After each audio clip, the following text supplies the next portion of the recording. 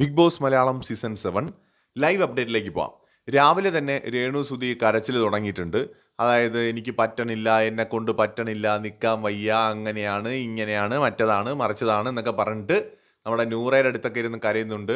Confession റൂമിലേക്ക് വിളിക്കുമോ എന്നൊക്കെ ചോദിക്കുന്നുണ്ട്.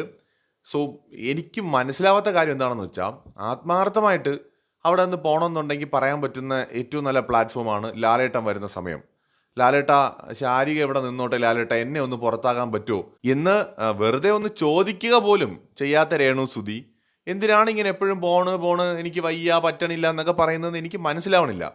പോണം എന്നാണെങ്കിൽ കട്ടയ്ക്ക് അങ്ങ് തീരുമാനിക്കണം, അവിടെ അതിന് വേണ്ടിയിട്ട് ശ്രമിക്കണം, ബിഗ് ബോസിൻ്റെ അടുത്ത് പറയണം, ലാലേട്ടൻ്റെ അടുത്ത് പറയണം, അല്ലെങ്കിൽ പട്ടിണി കിടന്നാൽ മതി, ഞാൻ ഇനി ആഹാരം കഴിക്കില്ല എന്നെ പുറത്ത് വിട്ടില്ലെങ്കിൽ എന്നൊക്കെ പറഞ്ഞു കഴിഞ്ഞാൽ ബിഗ് ബോസ് വിടും, അവസാനം വിടും.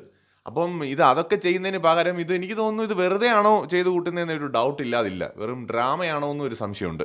എന്തായാലും ലൈവ് കാണുന്നവർ നിങ്ങളുടെ അഭിപ്രായങ്ങൾ കമൻറ്റ് ചെയ്യൂ.